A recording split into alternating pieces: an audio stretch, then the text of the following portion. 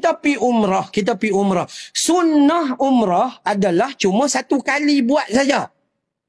Pi tu sekali saja. Yang paling banyak adalah tawaf sunat. Tawaf sunat. Itu yang paling banyak. Tapi pakej umrah, kalau buat sekali takut orang tak mau.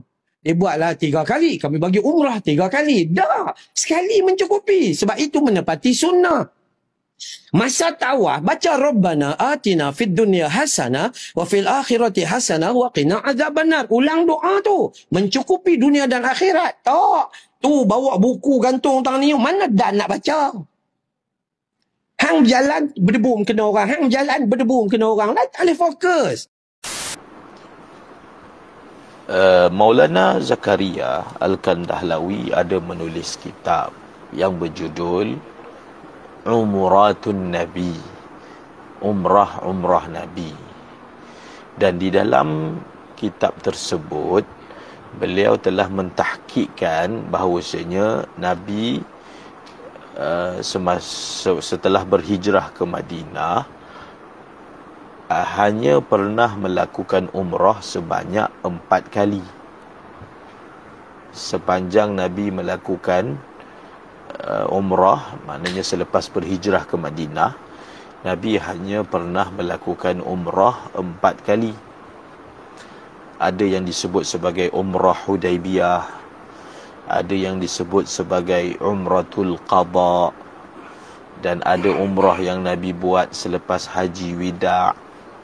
Dan ada satu lagi umrah yang Nabi buat, dipanggil umrah daripada Ji'irranah, selepas daripada peperangan, selepas daripada Fatah Mekah, ketika berada di Ji'irranah atau Ji'ranah. Tetapi ulama tidaklah istimbat bahawasanya Nabi hanya pernah buat umrah 4 kali, kita tak boleh buat lebih. Itu bukan cara untuk kita faham hadis Nabi. Nabi SAW tidak, dia punya kaedah dia, apabila Nabi kata apa yang aku diam, maka itu adalah rukhsah, itu adalah kelonggaran. Jadi tidak ada hadis yang Nabi melarang daripada buat umrah banyak kali. Maka maknanya dia up to you lah, ikut kamu punya kemampuan.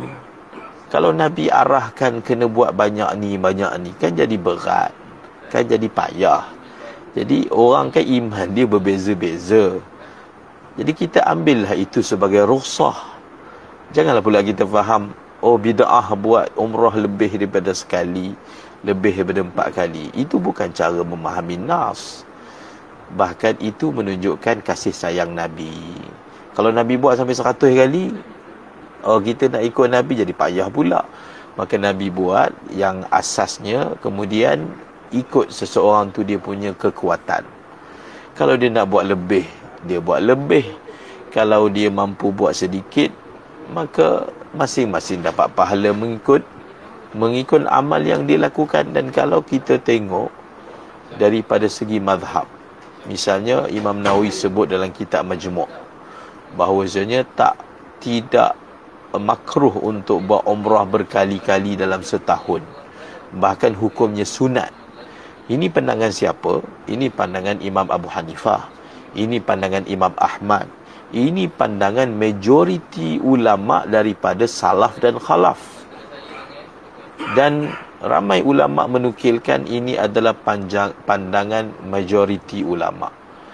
Dan daripada kalangan sahabat, pandangan siapa? Pandangan Ali bin Abi Talib, Ibnu Umar, Ibnu Abbas, Anas radhiyallahu anhu, Aisyah. Dan daripada kalangan tabi'in ada Atta, ada Hasan Basri, ada Ibnu Sirin. Siapakah daripada kalangan ulama yang mengatakan bahawasanya makruh buat umrah lebih sekali dalam setahun? Ada, iaitu Imam Malik rahimahullahu ta'ala.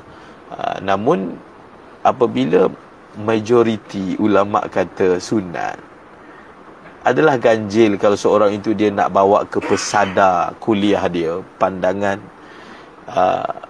yang berbeza.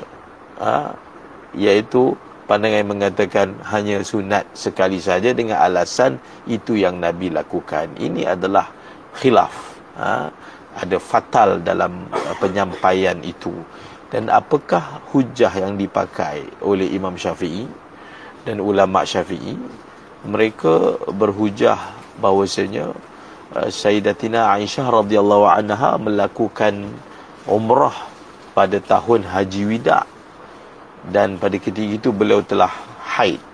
Lalu Nabi SAW telah memerintahkan untuk beliau berihram untuk haji. Kemudian setelah selesai daripada amalan haji, Nabi SAW menyuruh dia untuk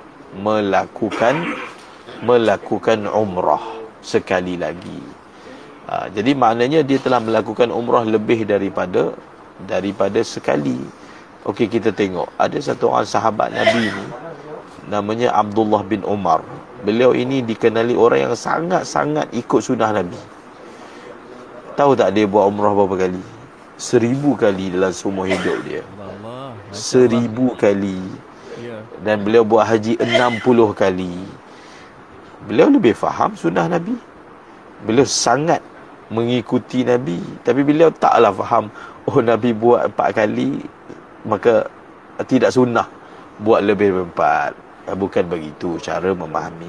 Bila nak faham hadis, tak boleh faham sendiri. Kena ambil kefahaman para ulama. Baik, Ustaz.